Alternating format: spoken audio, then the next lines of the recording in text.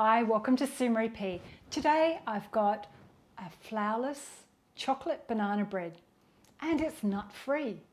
I've been working on a new recipe with sunflower seeds. So I just grind my sunflower seeds to make a flourless banana bread. So if you'd like to see how to make my flourless banana bread with a little bit of chocolate, come with me and let's see. So step one for the flourless banana bread today, pop your oven on 170 degrees C. That's 325 Fahrenheit or gas mark 5. And you want to prepare your loaf tin. I'm just doing it in a small loaf tin. I've already greased it. I've got a skinny piece of paper.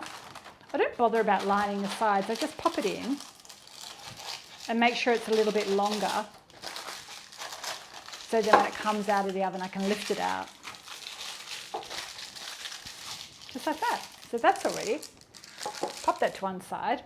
And it's got sunflower seeds in it. I love sunflower seeds, and I was challenged to try and make a banana bread that wasn't made with almond meal because there's so many flourless cakes made with almonds, and I've got a few viewers out there that are nut free. So I've got my little Nutribullet here, or you can do this in a blender, and I've got 200 grams of sunflower seeds. I'm just going to pop them in here and grind them up. Hopefully I can get them all in without them going everywhere. And I've lost a few. So it's about 1 2/3 cups. So we'll just whiz these up to the ground and then they're ready to go. That only took a few seconds, didn't it? So I'm not too precious about them being too ground. It's okay to have a few larger seeds in there. So I'll pop this to one side. So next into our stand mixer, step 2, we're going to add this butter. So I've already cubed it and it's been softening at room temperature.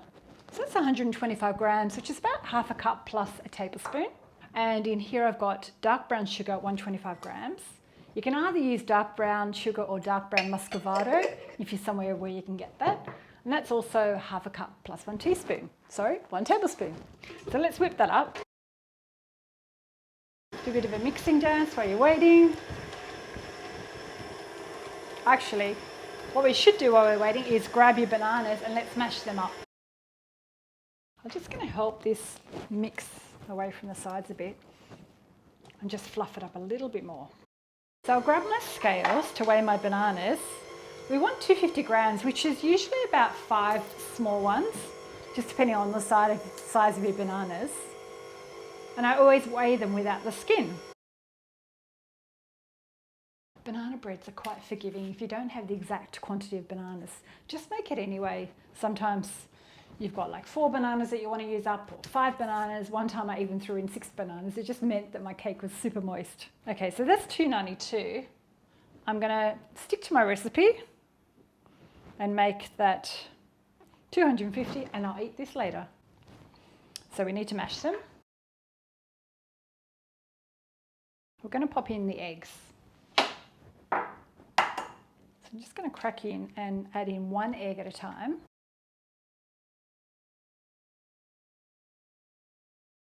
Okay, to save dirt in another bowl, I'm going to sift my cocoa powder directly into here. So before that, we're going to add these sunflower seeds. And we're going to add 2 teaspoons of cinnamon, which you can leave out if you don't like it. Oh, and a little fun fact is when you bake sunflower seeds, they have a chemical reaction to your baking powder and often turn green. So if you've ever baked cookies, like I did recently, and added sunflower seeds, they turn green. They still tasted the same, but there's something in the chlorophyll that reacts with the acid and it turns green. So to counteract that, either add some lemon juice to your baking or make it chocolate, which is what I'm doing today. But I just want to try and, no, that's not going to work. I'm going to grab another bowl. I just like to sift the cocoa powder to make sure there's no lumps. So that's 30 grams, which is about 1/4 cup. So let's just sift that. Oh, before we do that, we're going to add 2 teaspoons of baking powder. And I'm just going to sift that as well. I could have sifted my cinnamon, but hey ho. Throw that in. Now we're going to add these bananas in. You really don't need to mix this style of cake too much. I'm just grabbing the spatula and making sure it's all mixed off the bottom. Give it one more mix. Now we're good to go and pour it into our tin. So scoop all that down. Scoop it all out. And as you're scooping, just make sure that you've got nothing left down the bottom of your mix. And if you do find that you have, you just kind of mix it as you're going. And for any of my viewers out there that are also trying to not have any dairy or animal products, I haven't tried it with a flax egg, but it probably would work. And you could just use like a dairy-free butter or possibly even an oil, but I haven't tried it yet. So I'm just doing it with the regular ingredients. You want to make sure that's smooth on the top and into all of the corners. And I've got a little bit left on there, so scrape that off again. And just to be a little bit fancy, what I like to do is I'll grab a few more sunflower seeds and just pop them on the top. How about I measure it for you? Just do a teaspoon maybe and just scatter those across the top. There we are. We're good to bake that now for about 50 minutes.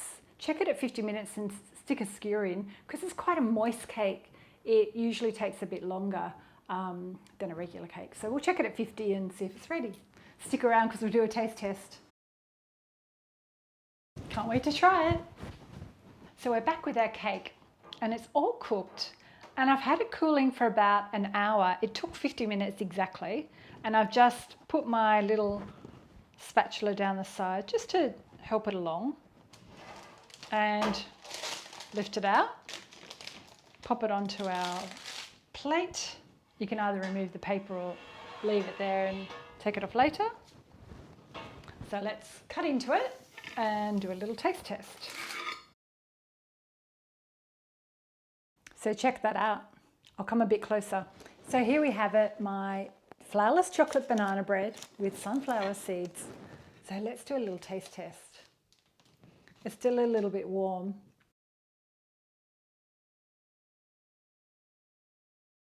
It tastes like banana. Not too much chocolate. It's super moist. It's light. I love the nuttiness of the sunflower seeds. They're not really nuts, but this tastes really good. I love it. Hope you love it too. Let me know what you think. Pop a little note in the comments below if you've given it a go. Share this with a friend, hit the thumbs up. If you're new here today, consider subscribing and then I could do more of these videos for free. Stop talking with my mouth full. I'm going to go away, have a cup of tea and enjoy this. And I'll pop a few links for some other flourless cakes that I've done that you might enjoy. And I'll see you next time. Bye. Thanks for watching. See ya.